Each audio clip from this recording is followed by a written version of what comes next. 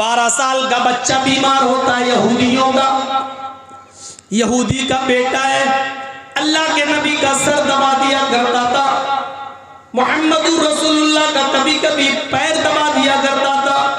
सहाबा को आप दर्श देते थे तो वो यहूदी बच्चा नबी की महफिल में बैठ जाया करता था, बातें सुनता था।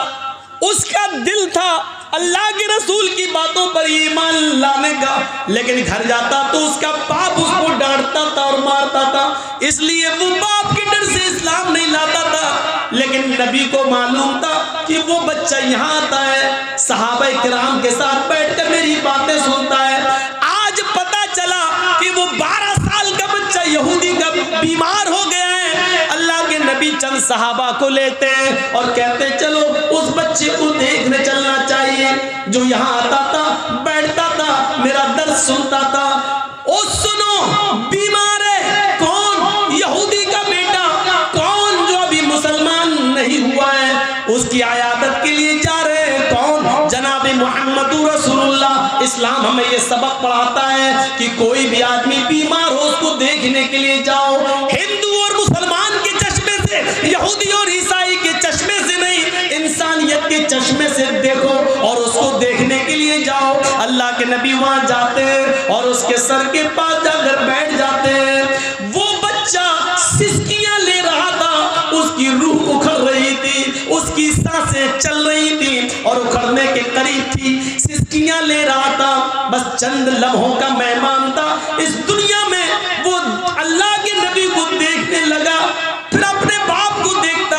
अल्लाह के नबी ने उससे कहा, बेटे कुल ला इलाहा इल्लल्लाह, ला इलाहा इल्लल्लाह पढ़ लो, ला इलाहा इल्लल्लाह कह लो।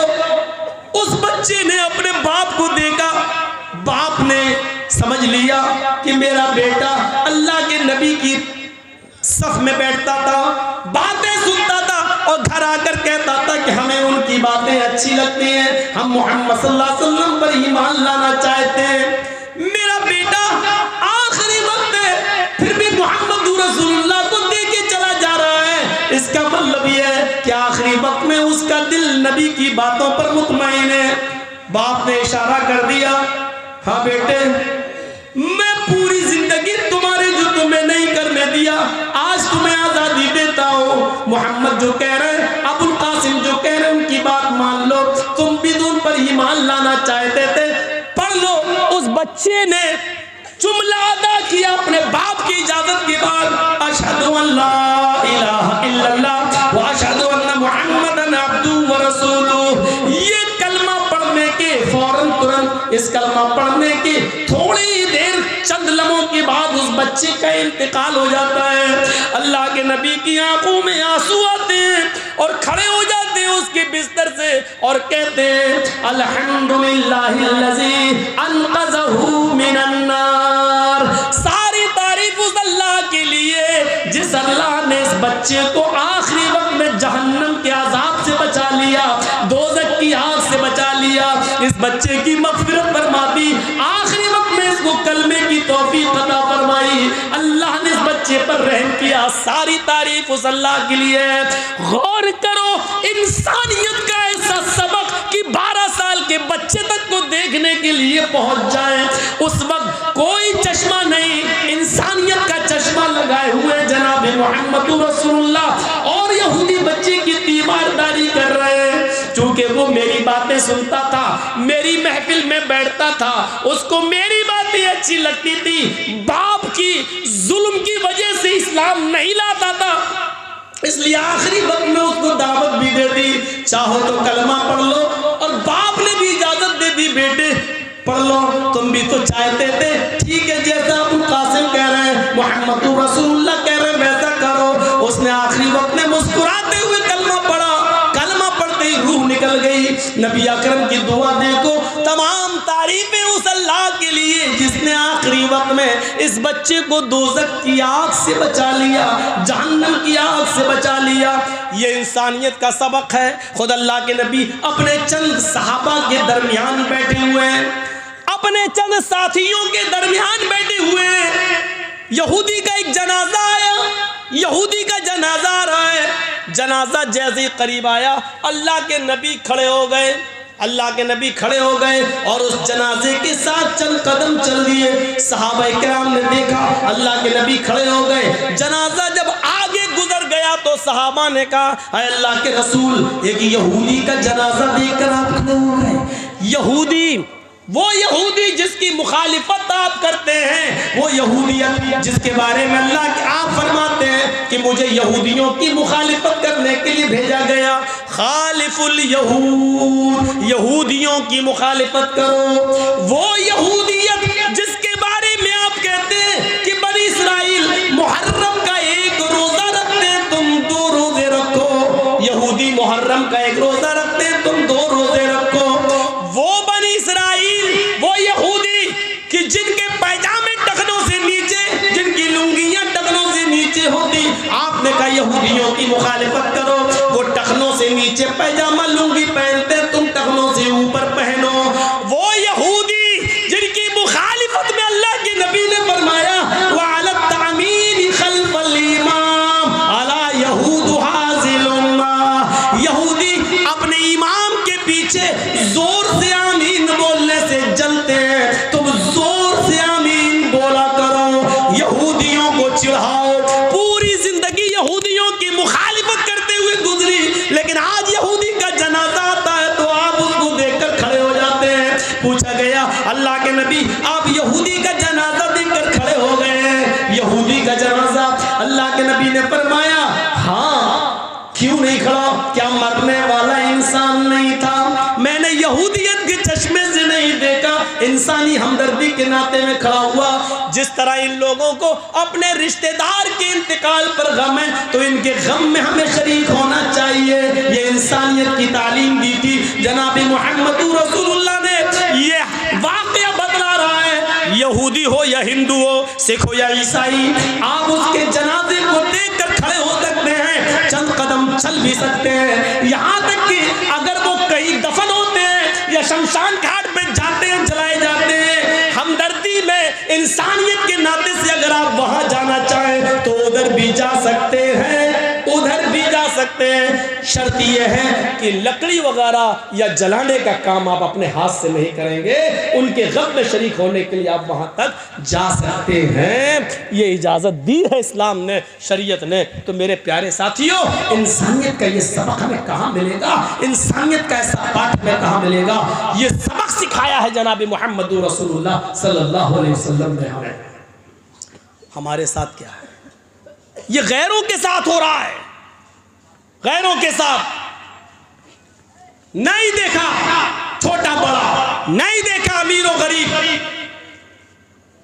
इसीलिए कुरान करीम ने यहां तक कह दिया, वला यजरिमन्नकुम शनआनु कौमिन अला अल्ला तअदिलू इअदिलू हुवा अक़रबु लित्तक़वा। किसी कौम की दुश्मनी तुम्हें इस बात पर मजबूर न कर दे कि तुम उसके साथ बेइंसाफी करने लगो। मौलाना जर्जी साहब जज हैं, आप हमारे दुश्मन हैं, आपका मुकदमा मेरी अदालत में आ गया। अब जर्जी साहब को मौका मिला है अपनी दुश्मनी निकालने का। कमीना, तेरा मुकदमा मेरी अदालत में, अब तो जज हम हैं, फैसला तो हम ही को करना है। अब हमने बदला लेना शुरू कर दिया। ये दुश्मनी, कुरान कहता है दुश्मनी अपनी जगह पर, लेकिन किसी कौम की दुश्मनी तुम्हें अन्याय और जुल्म करने पर मजबूर न कर दे। ऐसा ना हो कि तुम उसके साथ बेइंसाफी करने लगो। नहीं, इंसाफ करना हर हाल में। आमर इब्न आस का बेटा मिस्र का गवर्नर है, आमर इब्न आस मिस्र के गवर्नर है। आमर इब्न आस को मिस्र का गवर्नर बनाया गया है। आमर इब्न आस का बेटा घोड़ा दौड़ाने में माहिर है। एक यहूदी बच्चा, यहूदी का बेटा, यहूदी का बच्चा, यहूदी का बच्चा कहता है, ओ ये क्या हो रहा भाई? तो उसको इतनी जोर से बजाने की क्या जरूरत है भाई? हाँ तो निकल रही है, निकल जाएगी, बजा के देखो। तो जितना मना करोगे उतना ही करेगा वो। आमर इब्न आस का बेटा घोड़ा दौड़ाने में माहिर, उसने कह दिया कि हमसे अच्छा घोड़ा कोई दौड़ा कर दिखाए। एक यहूदी बेटे ने उसका, यहूदी के बच्चे ने उसका चैलेंज कबूल कर लिया। दोनों लोगों ने साथ में घोड़ा दौड़ाया और यहूदी का बच्चा आगे निकल गया। और देखो आदिल, यहूदी का बच्चा आगे निकल गया। अमर इब्न आस के बेटे को गुस्सा आया, मुझसे आगे कैसे निकल गया? मैं अमर इब्न आस का बेटा हूं और मुझे को हरा दिया इसने। घोड़े से उतरा और उस यहूदी बच्चे के एक दिया चेहरे पे थप्पड़, ताड़, बेचारा हिल गया। उसने कहा कि देखो आपने मुझे अकारण मारा है, बिला वजह मारा है, आपने मुझे फालतू में फजूल मार दिया है और मैं इसकी शिकायत लेकर अमर इब्न आस के पास जाऊंगा। उस यहूदी बच्चे को ये नहीं मालूम कि ये अमर इब्न आस का बेटा है। मैं तुम्हारी शिकायत हाई कमान तक लेके जाऊंगा, आला कमान तक लेके जाऊंगा, अमर इब्न आस के पास लेकर जाऊंगा। अमर इब्न आस का बेटा मुस्कुराते हुए कहता, जा जा। किसके पास जाएगा? गवर्नर के पास। जाओ, मेरा कुछ नहीं होगा, मेरा कोई कुछ नहीं कर सकता। तू जिस गवर्नर के पास जाएगा वो मेरा बाप है, मैं अमर इब्न आस का बेटा हूं, मेरा कोई कुछ नहीं करेगा। बस इतना सा जुमला अमर इब्न आस के बेटे की ज़बान से निकल गया। यहूदी का बच्चा कांप गया, कहता अच्छा ये उनके बेटे हैं। लोगों ने बताया, यहूदियों ने, अरे छोड़ो यार, अमर इब्न आस का बेटा, तुम कहाँ जाओगे? कोई बाप अपने बेटे को थप्पड़ मारेगा, सजा देगा, छोड़िए। उसने फिर हिम्मत नहीं हुई और खामोश हो गया। एक महीने के बाद अचानक हजरत उमर मिस्र पहुंचते हैं। होता ऐसा, हजरत उमर फारूक हर शहर जाते थे और शहर के लोगों से पूछते थे कि तुम्हारे शहर का गवर्नर ठीक काम कर रहा है कि नहीं कर रहा है, अगर कोई शिकायत हो तो बताओ तो हम उसकी नकेल कसें। पूछते थे। तो मिस्र पहुंचते हैं और मिस्र के लोगों को इकट्ठा करते हैं और हजरत उमर फारूक ने मिस्र के लोगों से पूछा, हमने जो तुम्हारे ऊपर अमीर बनाया है, गवर्नर मुतय्यन किया अमर इब्न आस, क्या वो इंसाफ, क्या वो सही है? ठीक है, कोई शिकायत तो नहीं है आपको उनसे? पूरे मिस्र के लोगों ने कहा नहीं नहीं, अमीरुल मोमिनीन अमर इब्न आस बहुत अच्छे आदमी हैं, बहुत नेक हैं और हमारा बहुत ख्याल रखते हैं, हर चीज़ उनकी बिल्कुल ठीक है, मुझे उनसे कोई शिकायत नहीं। वो यहूदी बच्चा भी उसी महफिल में बैठा हुआ था, कहता अमीरुल मोमिनीन मुझे शिकायत है। हजरत उमर फारूक ने देखा कि वो लड़का छोटा सा बच्चा है, उसको बुलाए, इधर आओ बेटे, किससे शिकायत है? करीब आया, थोड़ा सा डर रहा था। हजरत उमर फारूक अपनी कुर्सी छोड़ते हैं, अपनी चटाई छोड़ते हैं और उसके पास जाते हैं, उसको अपनी गोद में उठाते हैं और अपनी रान पर उसको बिठा के कहते हैं, बेटे डरने की ज़रूरत नहीं है, तुम्हारा धर्म यहूदी हो, मज़हब यहूदी ईसाई कुछ भी हो, मुझे इससे मतलब नहीं है, तुम्हें डरने की ज़रूरत नहीं है, बिल्कुल सच सच बताओ क्या है, तुम्हें शिकायत किससे है? का अमीरुल मोमिनीन, एक महीना पहले ये गवर्नर साहब का बेटा, अमर इब्न आस का बेटा, कहने लगा कि कोई है जो मुझसे अच्छा घोड़ा दौड़ाए और घोड़ा दौड़ाने में मुझसे आगे निकले। मैंने कहा कि आगे निकले या पीछे ये तो अलग बात है, लेकिन मैं मुकाबला करने के लिए तैयार हूँ। अमीरुल मोमिनीन, मैंने अमर इब्न आस के बेटे के साथ घोड़दौड़ में मुकाबला किया, मेरा घोड़ा आगे निकल गया, ये हार गए। इन्होंने गुस्से में आकर मेरे जोरदार थप्पड़ मार दिया, मेरी 5 उंगलियां चेहरे पे छप गई। जब मैंने कहा कि मैं मिस्र के गवर्नर अमर इब्न आस के इसकी शिकायत करूंगा, आला कमान तक जाऊंगा, तो इन्होंने हंसते हुए कहा, इनके बेटे ने, कि मेरा कोई कुछ नहीं कर पाएगा, जहां तुम जा रहे हो इस शहर का गवर्नर अमर इब्न आस मेरा बाप है, मैं अमर इब्न आस का बेटा हूं, मेरा कोई कुछ नहीं कर पाएगा। इतना कहना था, यहूदी बच्चा कहकर चुप हुआ। हजरत उमर फारूक की आंखें सुर्ख हो गईं और गुस्से से भरी हुई नजर अमर इब्न आस के चेहरे पर पड़ती है। अमर, अल्लाह ने जब इंसान को आजाद पैदा किया है तो तुम कौन होते हो किसी को गुलाम बनाने वाले? अपने बेटे को पेश करो। बेटे को पेश कर दिया। बेटे ने सर झुका दिया, हाँ अपनी गलती का इतराफ कर लिया। खड़े हो जाओ। अमर इब्न आस का बेटा खड़ा कर दिया गया।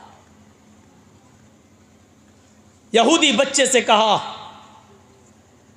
मैं तुम्हारे सामने खड़ा हूं, तुम्हें कसम देता हूं, जितनी जोर से इसने तुम्हें थप्पड़ मारा उतनी जोर से थप्पड़ इसके चेहरे पर रसीद करो, आगे बढ़ो। यहूदी बच्चा आगे बढ़ता है और अपना हाथ उठाकर उतनी जोर से जितनी उसके पास ताकत थी, अपनी ताकत के मुताबिक थप्पड़ उसके अमर इब्न आस के बेटे के चेहरे पर छड़ता है। यहूदियों ने ताली बजाना शुरू कर दी, इस इंसाफ का खैर मकदम किया और कहा, अमीरुल मोमिनीन, आपके इंसाफ से हमें खुशी हुई।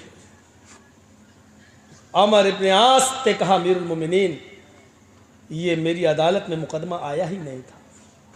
अगर ये बच्चा मेरे पास चला आता और मुझे बताता तो मैं उसी वक्त सजा देता अपने बेटे को, लेकिन आया ही नहीं और किसी ने मुझे बताया भी नहीं। इसलिए चलिए, आपने इंसाफ कर दिया, अच्छा हुआ। हजरत उमर फारूक ने कहा, अमर इब्न आस, अभी इंसाफ नहीं हुआ। कहा, अमीरुल मोमिनीन, अब क्या बाकी है? कहा, तुम खड़े हो जाओ। गवर्नर को खड़ा किया, तुम खड़े हो। मैं? हां। कहा, कंबर, अपने गुलाम को, खादिम को आवाज दी। हजरत उमर ने, खादिम असलम जी इधर आओ, एक थप्पड़ अमर इब्न आस के चेहरे पर मारो। यहूदी भी चीख पड़े, अमीरुल मोमिनीन, जिसने थप्पड़ मारा था उसको थप्पड़ पड़ गया, अब इनको थप्पड़ क्यों मारा जा रहा है? अमर इब्न आस कहते हैं, अमीरुल मोमिनीन, ये कैसा इंसाफ है? मेरे बेटे ने थप्पड़ मारा, मेरे बेटे को बदला मिल गया, इंसाफ हो गया, मुझे थप्पड़ क्यों मारा जा रहा है? मेरा क्या कसूर है? कहा, पहले थप्पड़ खाओ, कसूर बाद में बताऊंगा। गुलाम ने, असलम ने उनकी इच्छा पूरी की। हजरत उमर का हुक्म मानते हुए एक थप्पड़ अमर इब्न आस के गाल पे मारा गया। अमर इब्न आस का गाल हिल गया। हजरत उमर फारूक ने कहा, अमर, यह थप्पड़ तुम्हारे चेहरे पर इसलिए मारा जा रहा है क्योंकि तुमने अपने बेटे को सही तरबियत नहीं दी। अगर तुमने अपनी औलाद को, अपने बेटे को सही तरबियत दी होती तो तुम्हारा बेटा ये नहीं कहता कि मैं शहर के गवर्नर का बेटा हूं, मेरा कोई कुछ नहीं कर पाएगा।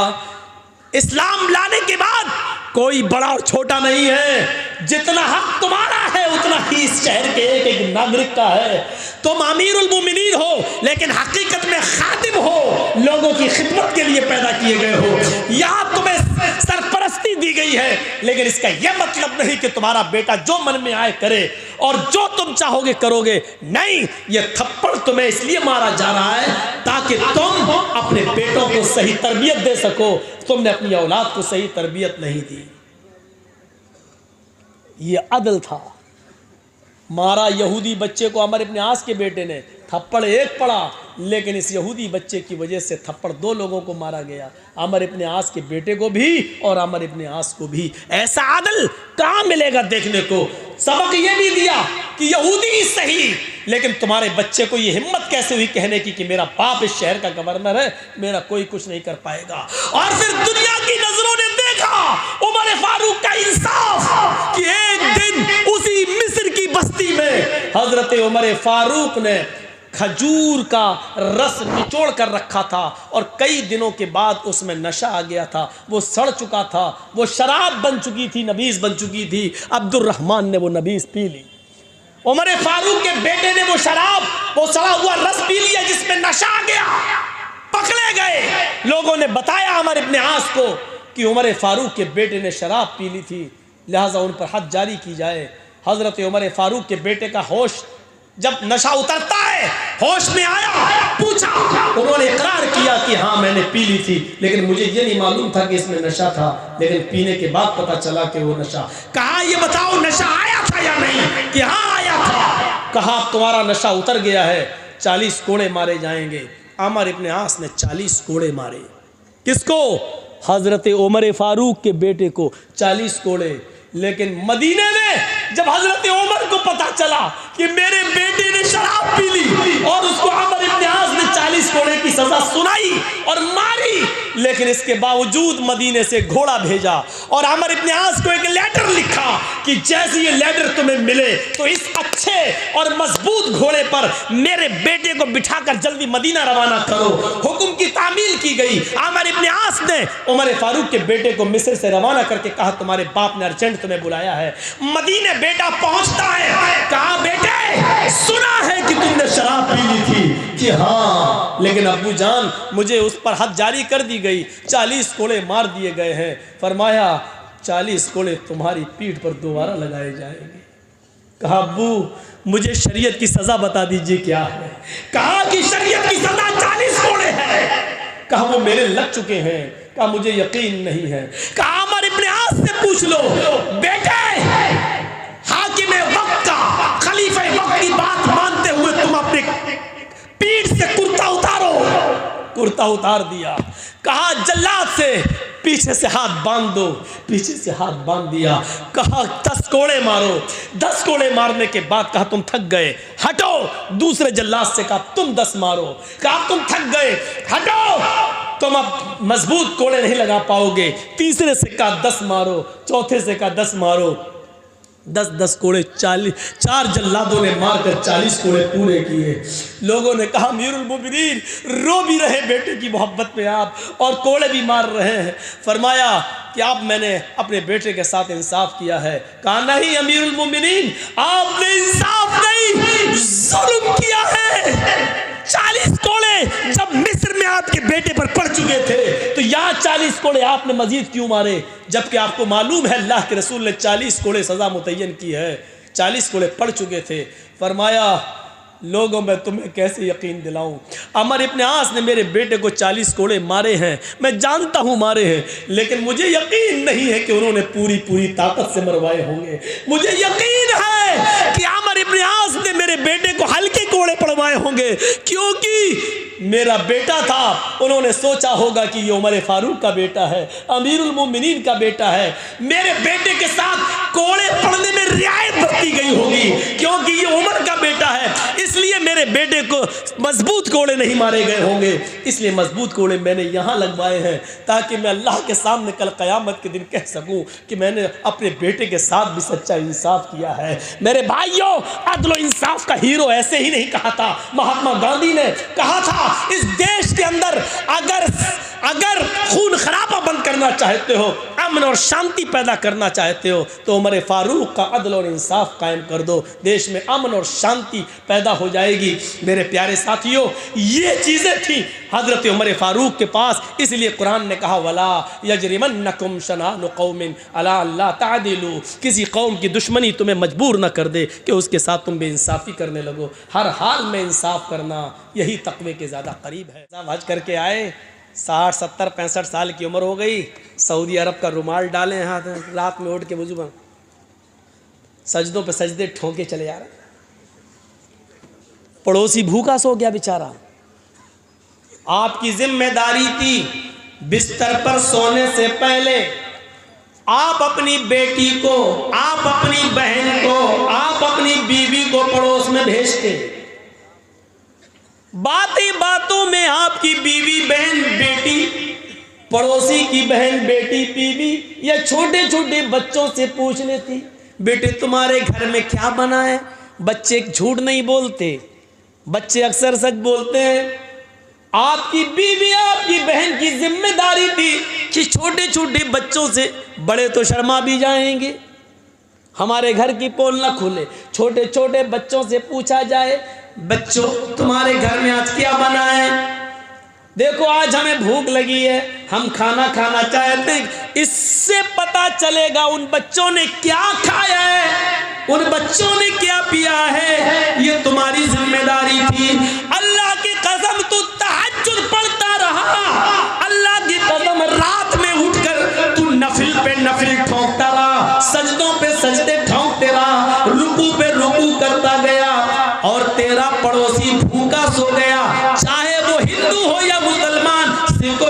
ईसाई, काबे के रब की कसम तेरी तहज्जुद कबूल नहीं, तेरी इबादत कबूल नहीं, तेरी फर्ज और नफिल कबूल नहीं, क्योंकि अल्लाह के नबी ने कहा वो मोमिन नहीं, वो मोमिन नहीं, वो मोमिन नहीं। इंसानियत का इतना बड़ा दर्स। एक सहाबी थे, उनके घर में चूहे बहुत हो गए थे,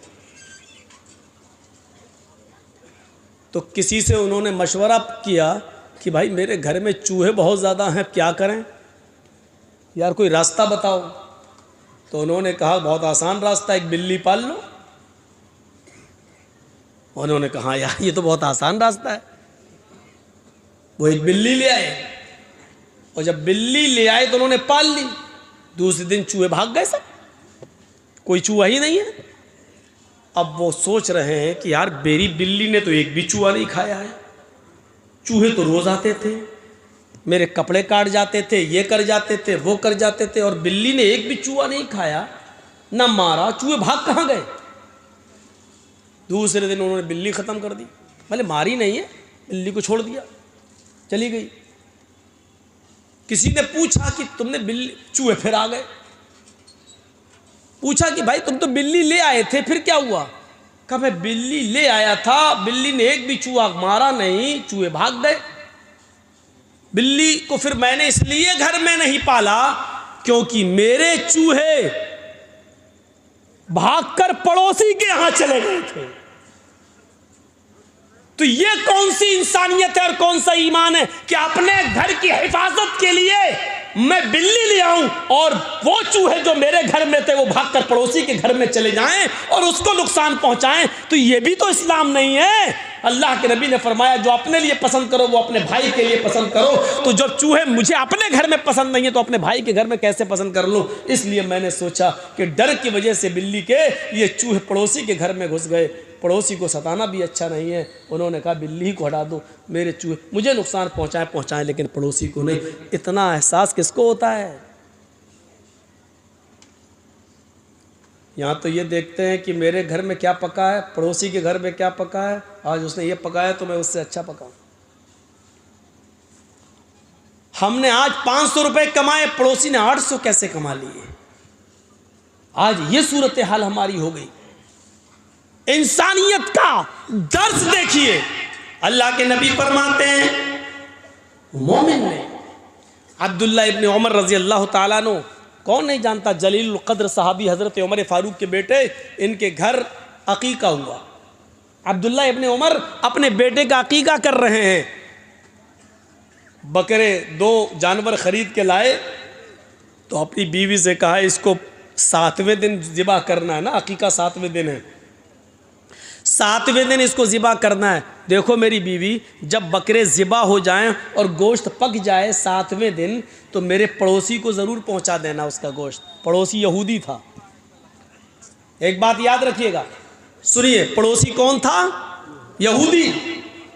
और हज़रत अब्दुल्ला इब्न उमर के यहाँ आज बच्चा पैदा हुआ, कल 2 जानवर ले आए, कल 2 जो ज़िबा करना था, 2 खस्सी, 2 बकरे, 2 मेंढे, 2 मेंढे वो ले आए और कहा बीवी 7वें दिन जब ज़िबा हो जाएं और गोश्त पक जाए तो पड़ोसी को पहुंचा देना। कहा ठीक है। फिर जब 4 दिन रह गए, कहा देखो भूलना नहीं, पहुंचा देना। कि हाँ ठीक है। 3 दिन रह गया, देखो पहुंचा देना, भूलना नहीं। 1 दिन रह गया, पहुंचा देना, भूलना नहीं। आज अकीका है, बकरा दोनों जानवर ज़िबा कर दिए। जैसी छुरी चलाकर ज़िबा कर दिए, बोले देखो गोश्त पक जाए तो भूलना नहीं, पड़ोसी को दे देना। अब बीवी हाँ हाँ ठीक है दे दूँगी। खाल उतरने लगी, जब बोटियाँ बनने लगी, फिर आए अब्दुल्ला इब्न उमर, बन गई गोश्त की बोटियाँ? नहीं अभी बन रही हैं। हाँ देखो जब गोश्त पक जाए तो पड़ोसी को ज़रूर पहुँचा देना। बीवी कहती हाँ मालूम है भाई, 5-6 दिन से आप बोल रहे हैं, मैंने सुन लिया है, पहुँचा दूँगी। हांडी जब चूल्हे पर रख दी और गोश्त जब भुनने लगा तो कहा तैयार हो गया। क्यों, आपको ज़्यादा भूख लग रही है क्या? कहा नहीं नहीं भूख की बात नहीं है। फिर कहा मैं ये देख रहा हूँ कि कब पकेगा। मेरे पड़ोसी को, बीवी को अब बहुत गुस्सा आ गया। कोई बात बार बार कही जाए तो आदमी पक जाता है। एक मुझे याद है, ये कोई आदमी मुझे एयरपोर्ट पे से लेने गए और लेके आए, मौलाना साहब हमारे यहाँ के हालात बहुत ख़राब हैं, ज़रा संभल के बोलना, ऐसा मत बोलना। मैंने कहा ठीक है भाई, याद रखूँगा। जब तक गाड़ी चलती रही वो यही समझाते रहे हमको। मैंने कहा ठीक है। असल में वही ज़िम्मेदार थे और थाने में उनसे लिखवा लिया गया था कि अगर कुछ हुआ तो सबसे पहले मैं तुम्हें पकड़ूंगा। तो उनको तो डर इसलिए लगा हुआ था। अब गाड़ी से उतरे, जिस रूम में हमको ठहराया, मौलाना देखिए भाई मेरी इज्जत का सवाल है। मैंने कहा ठीक है। नाश्ता आया, पानी पिया, देखिए मौलाना बहुत ज़्यादा वो CID वाला परेशान कर रहा, बार बार फ़ोन कर रहा है। मैंने कहा हाँ भाई ठीक है भाई, मैं सही बोलूँगा, घबराओ नहीं। खाना खिला रहा तब भी वही, उसका दिमाग वही लगा हुआ है। स्टेज पे बैठ गया, आधे घंटे तक दूसरों की तकरीरें चल रही थी, मैं बैठा रहा और जैसे ही मैं कुर्सी पे बैठा फिर कान में कह दिया मौलाना ज़रा ख्याल रखिएगा। अब मैं राग एयरपोर्ट से लेके यहाँ तक उसने पका के रख दिया। मैंने शुरुआत ही वहीं से कर दी और पूरी 2 घंटे तक मैंने फिर तो तकरीर की, जिससे मना किया वही सबसे ज़्यादा बोला।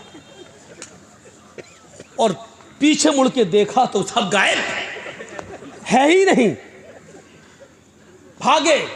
और बाद में जब जलसा वलसा ख़त्म हुआ तो गांव वालों में फ़ोन नंबर होते ही हैं, किसी से मैंने पूछा फ़ोन करके, पता चला 3 दिन के बाद वो गांव में आया। वो आदमी 3 दिन के बाद आया, गांव छोड़ के भाग गया था। कहता है कि इस मौलवी को जितना मना करोगे उतना ही करेगा। हमने कहा ये आदम अलैहिस्सलाम की फितरत है, मेरे अंदर भी है। अल्लाह ताला ने कितनी बार कहा, देखो जन्नत में खूब खाओ, जितना खा सकते हो खाओ, टहलो घूमो आदम से, लेकिन इस पेड़ के पास मत जाना, इस दरख्त के करीब मत जाना। और जिससे मना किया गया वो वहीं चले गए। तो ये तो आदम की फितरत में शामिल है, हम भी तो इंसान हैं। अरे एक बार कह दिया, 2 बार कह दिया, तुम किसी को पकाओगे? अब ऐसा लगता है, फिर बाद में गुस्सा आ गया। फिर मुझे ऐसा लगा जैसे मैं तुम्हारा नौकर बन के आया हूँ। ठीक है, जलसा कमेटी को हक है कहने का, क्योंकि इलाके का माहौल वो जानते हैं, बिल्कुल हक है उनको कहने का। लेकिन एक बार अक्लमंद आलिम वो है जो एक बार कह दिया जाए वो समझ जाए और उसको अपने हिसाब से फिर बोलना है।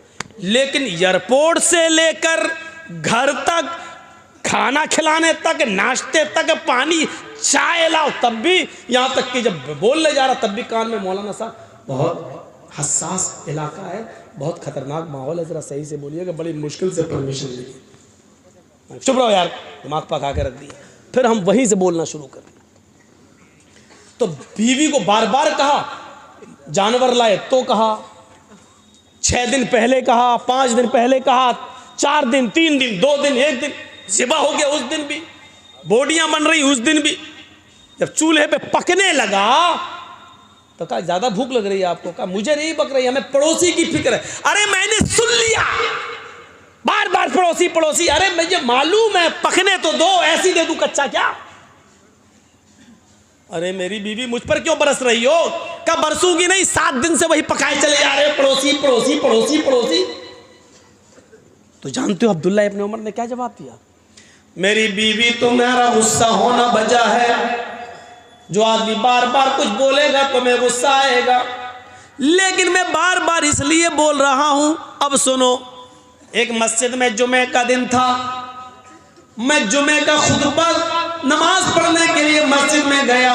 अल्लाह के नबी मिंबर के ऊपर खड़े हुए, आपने जुमे के दिन जो खुतबा दिया मिंबर के ऊपर खड़े होकर, वो पड़ोसियों के बारे में दिया। पड़ोसियों की इतनी अहमियत, इतना मकाम, इतना मर्तबा बताया कि मैं ये सोचने लगा रह क्या गया है, अब कौन सी चीज बाकी रह गई है जो छोड़ दिया अल्लाह के नबी ने? सब तो बता दिया, ये पड़ोसी का, ये पड़ोसी का हक। अब डर लगने लगा, अल्लाह के नबी सल्लल्लाहु अलैहि वसल्लम सब कुछ तो बता चुके, अब कहीं ये न कह दें कि तुम जिस घर में रहते हो, जिस कमरे में रहते हो, जिस बाग में रहते हो, या जिस जमीन के मालिक हो, उसमें इतना इतना हिस्सा तुम्हारे पड़ोसी का भी है, इतना हक तुम्हारे पड़ोसी का है। कहीं अल्लाह के नबी सल्लल्लाहु अलैहि वसल्लम मेरी जमीन और जायदाद और घर और मकान में पड़ोसी को वारिस न बना दे। बनाया नहीं, लेकिन डर लगने लगा कि कहीं अल्लाह के, अब आखिरी चीज़ यही तो रह गई है। अब कहीं ऐसा ना हो कि अल्लाह के नबी ये कह दें, ये ना कह दें कि पड़ोसी का इतना हक है। मेरी बीवी, इसलिए मैं बार बार कह रहा हूँ कि पड़ोसी को पहुँचाओ। ये है इंसानियत का सबसे बड़ा अलमबरदार मजहब। मेरे प्यारे साथियों, ज़रा गौर करो, इंसानियत सबसे ज़्यादा अगर मिलेगी तो इस्लाम के अंदर मिलेगी। हिंदू, मुसलमान, यहूदी और ईसाई की कोई कैद नहीं लगाई गई है, कोई कैद नहीं। आइए एक और चीज बताएं, तुम्हें अच्छी लगेगी।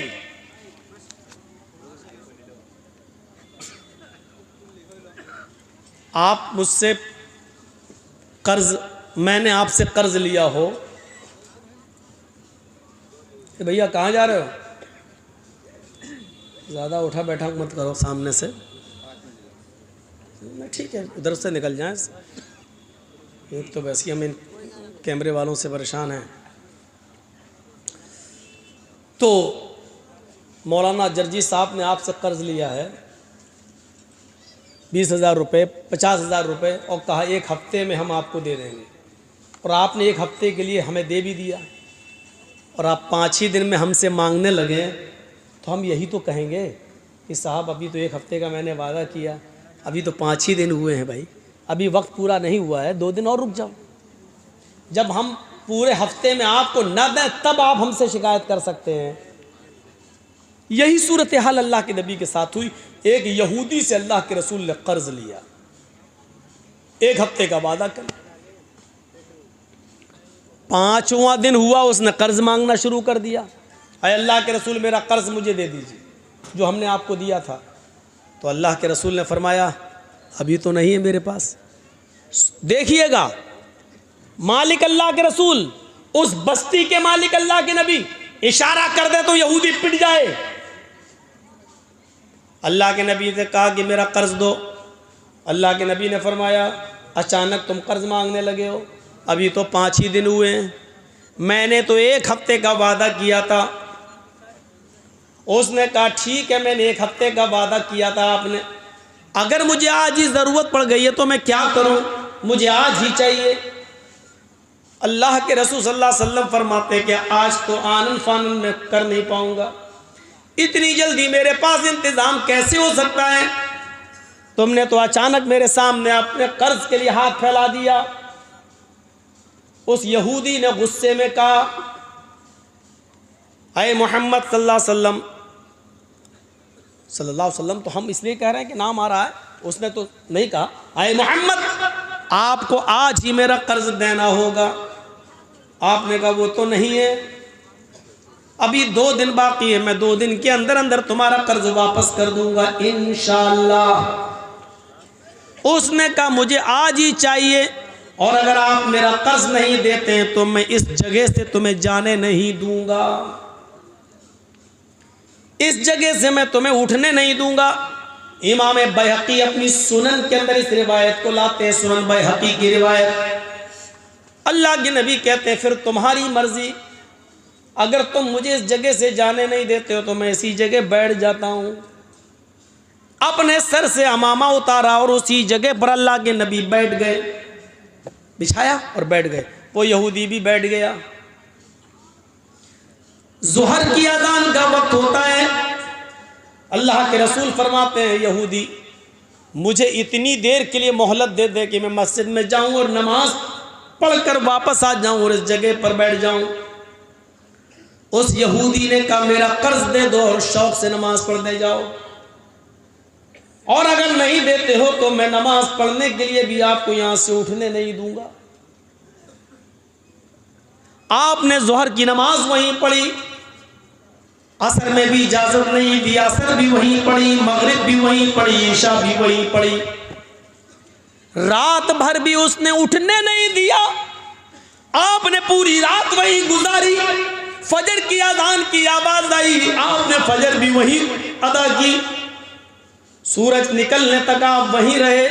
जब सूरज निकल गया और काफी बुलंद हो गया, तब वो यहूदी अल्लाह के नबी सल्लल्लाहु अलैहि वसल्लम के करीब आकर बैठता है और कहता है, मोहम्मद सल्लल्लाहु अलैहि वसल्लम, मैं आपसे कर्ज नहीं मांगना चाहता था, न मेरा इरादा था कि कर्ज मांगा जाए, बल्कि कल ही मैंने अपनी किताब तौरात को पढ़ा था।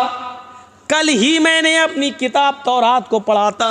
उस तौरात में लिखा था कि आखिरी नबी जो आएगा वो बड़ा हलीम और बुर्दबार होगा, उसको गुस्सा नहीं आएगा, उसको सख्त से सख्त लहजे में भी उससे गुफ्तगू की जाएगी तो वो खंदा पेशानी से सुनेगा, उसकी पेशानी पर पसीना नहीं आएगा, वो बदतमीज नहीं होगा, उसके अखलाक बहुत अच्छे होंगे।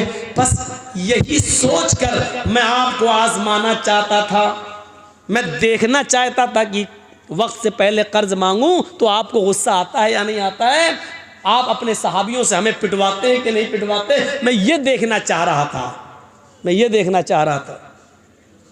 जैसे आजकल देख रहे हैं ना बौखलाहट, जब देखा जा रहा है कि हमारी हवा ढीली है, पोजीशन ख़राब है, तो किसी तरीके से हिंदू मुस्लिम कराया जाए और जो हमारे पालतू कुत्ते हैं जो हमारी हड्डियों पे पल रहे हैं उन्हीं के हाथ से गोलियां चलवाई जाएं और कई कई लोगों को मरवा दिया जाए। समझ गए ना? अब खुल के मत बुलवाओ यार, हालात नाजुक हैं। इशारा आप समझ लीजिए, इतना मैंने बोल दिया जिस पर मेरे ऊपर केस नहीं हो सकता। पालतू कुत्तों के जरिए जिनकी हड्डियों पर जो पल रहे हैं उनके जरिए गोलियां चलवाकर हिंदू मुसलमान कराने की साजिश, क्योंकि हमारे पास कोई और रास्ता नहीं है इलेक्शन को जीतने का सिवाय हिंदू और मुस्लिम करने के। ये जितना ज्यादा इस्तेमाल किया जाए, देखिए हमारे उत्तर प्रदेश का हाल देखिए आप, होली बड़ी आराम से गुजर जाने दी, रंग बड़े आराम से फेंक जाने दिया, होली बड़े आराम से मनवा ली गई, और जैसे ही रमज़ान का महीना आया आज ये ऑर्डर नाफिज कर दिया गया कि किसी भी धार्मिक स्थल पर 5 आदमी से ज़्यादा नमाज पढ़ने की अनुमति इजाज़त नहीं होगी। और अल्लाह की कसम, मैं इल्मे गैब से वाकिफ नहीं, लेकिन मैंने उत्तर प्रदेश की एक तकरीर में कह दिया था कि होली तक लॉकडाउन में थोड़ी ढील मिल रही है, ये होली जैसे ही जाएगी सब पे शिकंजा कसा जाएगा और तीर बिल्कुल निशाने पर लगा। आज ये ऑर्डर नाफिज हो गया है उत्तर प्रदेश के अंदर। मेरा कल का प्रोग्राम होने वाला था दलकोला में, लेकिन कल ही फोन कर दिया गया कि साहब परमिशन नहीं मिल रही है, कल का प्रोग्राम दलकोला का कैंसिल हो गया है। आप लोगों ने जिस हिसाब से भी किया, अल्लाह ताला आपके जलसे को कामयाब करे, मैनेज करके हिंदुस्तान में चलता। तो मेरे भाइयों, अर्ज इतना करना था मुझे, इंसानियत यहां से सीखिए आप।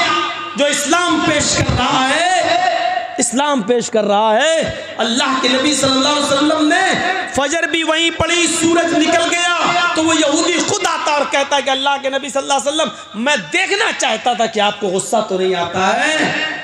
तो अल्लाह के नबी सल्लल्लाहु अलैहि वसल्लम ने पूछा, कैफा वजदता नाती फी किताबिक, अपनी किताब के मुताबिक तुमने मेरी सिफत कैसी पाई, यानी तुमने अपनी किताब तौरात में जो पढ़ा था उसके मुताबिक मुझे कैसा पाया। उसने कहा, मेरी किताब में जैसे लिखा था उससे भी अच्छा, उससे भी आगे बढ़कर, उससे भी बढ़कर आपको मैंने बाखलाक पाया है। फिर अल्लाह के नबी सल्लल्लाहु अलैहि वसल्लम ने उससे पूछा, फिर तुझे कौन सी चीज रोक रही है इस्लाम कबूल करने से, यानी अपनी किताब के मुताबिक जब तूने मुझे वैसा पा लिया जैसी मेरी किताब में लिखा है, तो फिर तू इस्लाम कबूल क्यों नहीं करता? फिर कौन सी चीज माने, फिर कौन सी चीज तुझे रोक रही है इस्लाम कबूल करने से? कहने लगा, हाथी यदका उबायका अलल इस्लाम, हाय अल्लाह के नबी अपना हाथ बढ़ाइए, अपना हाथ लाइए, मैं आपके हाथ पर हाथ रख कर कलमा पढ़ना चाहता हूँ। अल्लाह के नबी ने अपना हाथ बढ़ाया और उस यहूदी ने उसी वक्त कलमा पढ़ा, अशहदु अल्ला इलाहा इल्लल्लाह व अशहदु अन्ना मुहम्मदन अब्दुहु व रसूलुहु। इस जमीन के मालिक हम, इस शहर की पूरी बागडोर मेरे हाथ में, मेरा एक एक सहाबी मेरे इशारे पर कत्ल करने के लिए तैयार, लेकिन एक मामूली यहूदी कह रहा बैठ जाओ, जब तक मेरा कर्ज नहीं दोगे मैं उठने नहीं दूंगा। अल्लाह के रसूल बैठ जाते हैं। उस यहूदी का हक है, वो कर्जा ले सकता है, सख्ती से मांग सकता है, क्योंकि उसने मुझे कर्जा दिया है। ये अलग बात है कि वक्त पहले मांग रहा है, लेकिन उसने अपने कर्ज का मुतालबा किया है। अल्लाह के रसूल ने इंसानियत दिखाई, सब कुछ ताकत पावर सब कुछ होने के बावजूद भी आपने किसी साहबी से ये नहीं कहा नहीं। हजरत उमर बिगड़ने भी लगे, तेरी इतनी हिम्मत हमारे नबी को। अल्लाह के रसूल ने कहा नहीं, अरे उमर नहीं, वो मुझे कह रहा जो कह रहा तुमको नहीं, आप अपना काम करिए। आपने हजरत उमर फारूक को रोक दिया और खुद आप उसके साथ वैसा ही करते गए जैसा वो चाहता गया। इससे बड़ी इंसानियत, इससे बड़ा इंसानियत का दर्स, इससे बड़ा इंसानियत का पाठ, इससे बड़ा इंसानियत का सबक हमें दुनिया की कौन सी किताब में मिलेगा और कौन से पाठ और लेसन और सबक कहां मिलेगा। मेरे भाइयों आओ एक और मंजर दिखलाते हैं आपको। अल्लाह के रसूल सल्लल्लाहु अलैहि वसल्लम को कत्ल करने के इरादे से भेष बदलकर, शक्ल बदलकर, भेष बदलकर यमामा का गवर्नर सुमामा इब्ने उसाल मदीने के अंदर घुसता है। तलवार में जहर बुझा हुआ है, उसकी तलवार में जहर लगा हुआ है। वो मोहम्मद रसूलुल्लाह के कत्ल के इरादे से आया है कि जहां मोहम्मद दिखाई देंगे हम उनको कत्ल कर देंगे। जासूस की सजा क्या है इस्लाम में? कत्ल कर दो। जो जासूसी करता हो उसकी सजा इस्लाम में यह है कि उसको पकड़ो और उसको कत्ल कर दो। तो हजरत मोहम्मद रसूलुल्लाह के कत्ल के इरादे से आया। कौन? यमामा का गवर्नर। कौन है? यहूदी है, मदीने में घुस गया। लेकिन मोहम्मद रसूलुल्लाह सल्लल्लाहु अलैहि वसल्लम की खुफिया और जासूसी पुलिस ने, खुफिया फोर्स ने पता लगा लिया और इस भेष बदल कराने वाले सुमामा इब्ने उसाल को अरेस्ट कर लिया, गिरफ्तार कर लिया। उसको सख्ती से पूछा तो उसने अपना जुर्म कबूल कर लिया कि हाँ मैं यमामा का गवर्नर सुमामा हूं और यहां मोहम्मद रसूलुल्लाह के कत्ल के इरादे से आया हूं। आज आप देख लीजिए किस तरीके से अपनी जाती दुश्मनियां निभाई जा रही हैं जेलों के कैदियों के साथ। किस तरीके से बिल्डिंगें और बड़े बड़े महल गिराए जा रहे हैं, जाती इंतकाम। लेकिन मोहम्मद रसूलुल्लाह सल्लल्लाहु अलैहि वसल्लम ने भी एक यहूदी को कैद करवाया, पकड़ा गया। अल्लाह के रसूल को खबर दी जाती है कि सुमामा पकड़ा गया है, आपको कत्ल करने के इरादे से आया है। क्या मैं इसको कत्ल कर दूं? क्योंकि जो आपके कत्ल के इरादे से आया हो इतना खतरनाक मुजरिम हो, उसकी सजा तो यही है कि उसको कत्ल कर दिया जाए।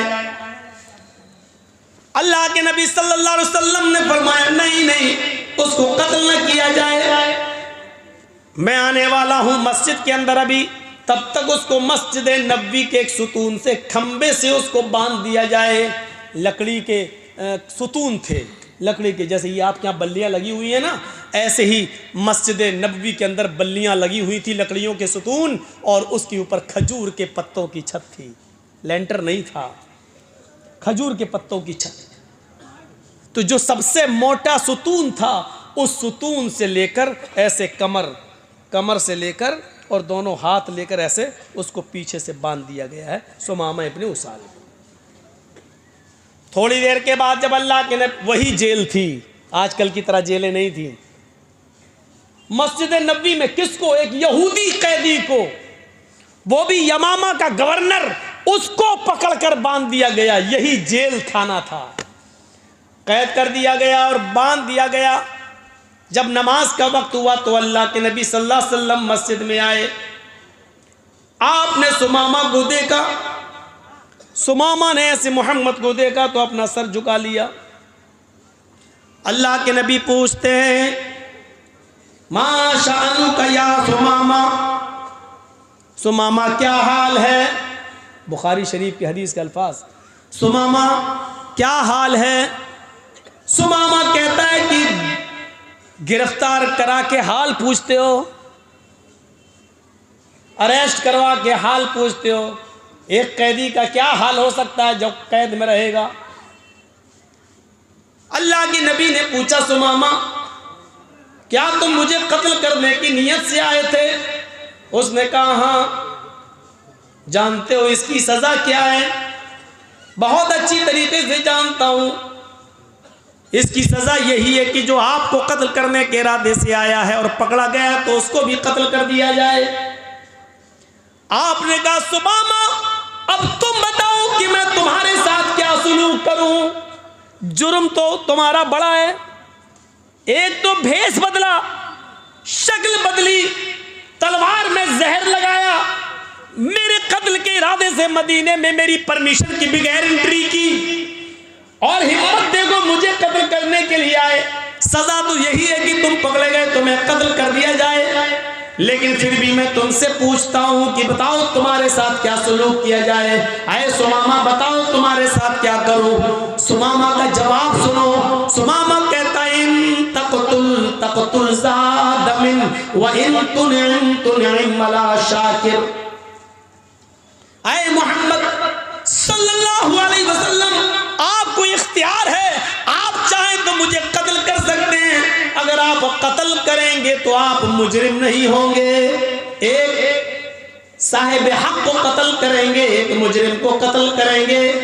जो कत्ल के लायक है उसको कत्ल करेंगे, आपका कोई गुनाह नहीं है। अगर आप मुझे कत्ल करना चाहें तो कत्ल कर सकते हैं। आप हकीकत में मुस्तहिक, जो कत्ल होने का मुस्तहिक है उसी को कत्ल करेंगे।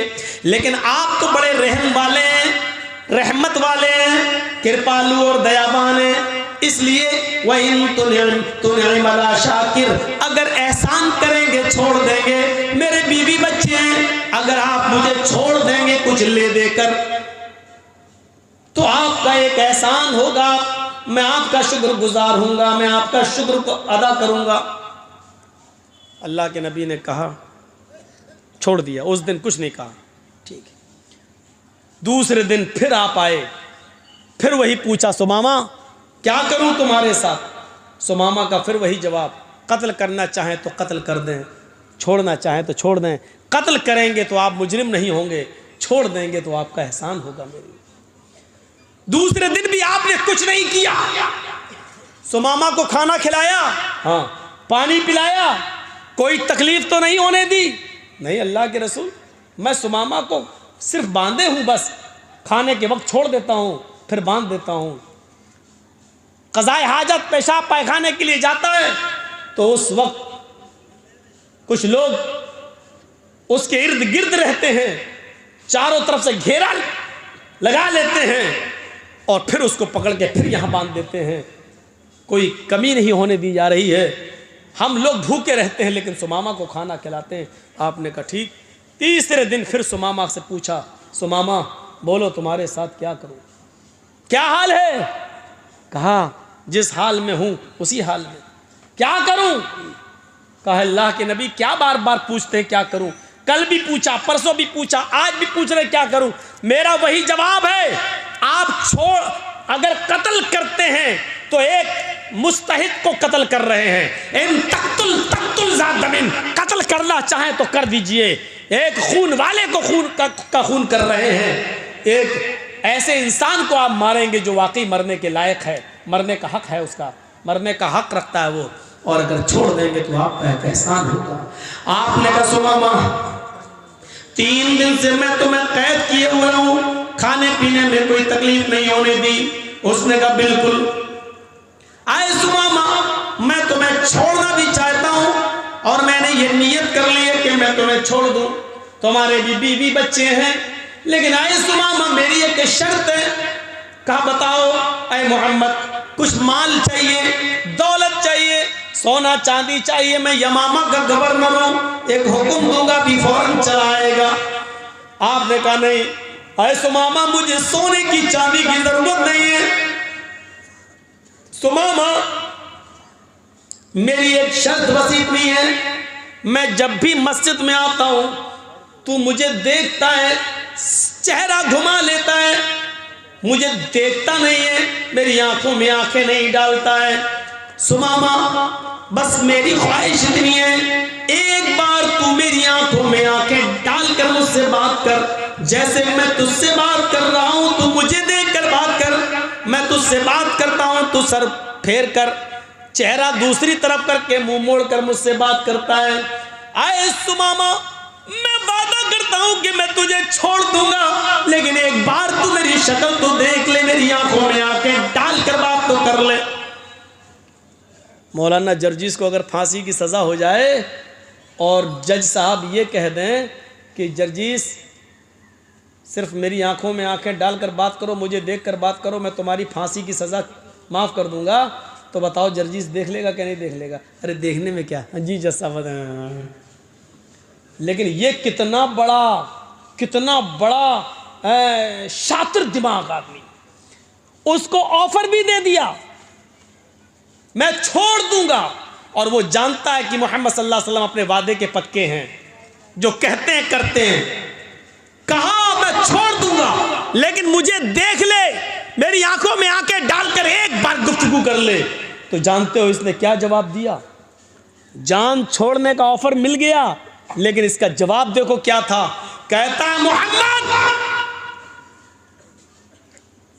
मा रायतु वजहन अक़बह मिन वजहिक,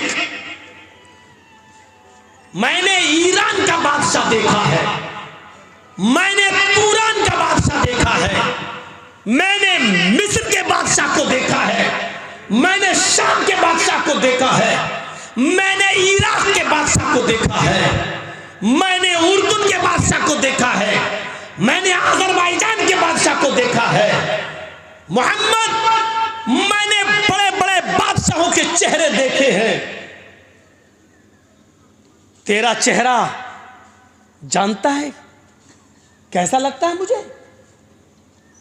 मा रायतु वजहन अक़बह मिन वजहिक, चेहरों में सबसे गंदा अगर किसी का चेहरा है, सबसे बदसूरत अगर किसी की शक्ल है, तो आए मोहम्मद तेरी है, जा नहीं देखता तेरा चेहरा, कत्ल हो जाना गवारा है, तुझे देखना गवारा नहीं।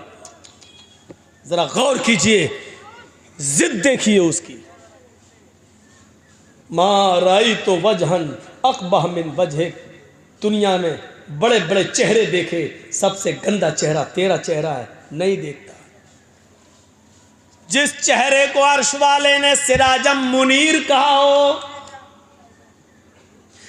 या अय्युहन नबी इन्ना अरसलनाका शाहिदन व मुबश्शिरन व नज़ीरा व दाइयन इलल्लाहि बिइज़्निही व सिराजम मुनीरा, हमने रोशन चांद सिराजम मुनीरा, रोशन सूरज बनाकर भेजा है।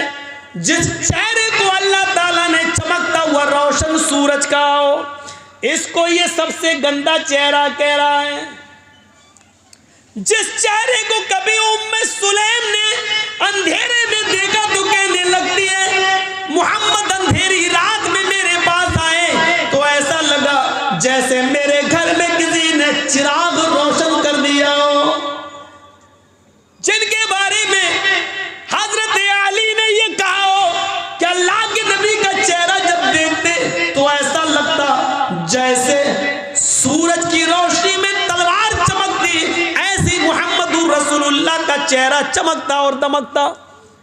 और जिस चेहरे को देखकर कभी हसन इब्न साबित ने कहा था वह अहसन मिन कलम तरकत्तु ऐनी व अजमल मिन कलम तलिदिन निसाउ, मेरी आंखों ने आपसे ज्यादा हसीन कोई चेहरा ही नहीं देखा और दुनिया की किसी औरत ने आपसे ज्यादा खूबसूरत बच्चा पैदा ही नहीं किया, आपसे ज्यादा हसीन बच्चा पैदा ही नहीं किया। जिस चेहरे को मेरे भाइयों इतना खूबसूरत कहा गया हो, उस चेहरे के बारे में ये सुमा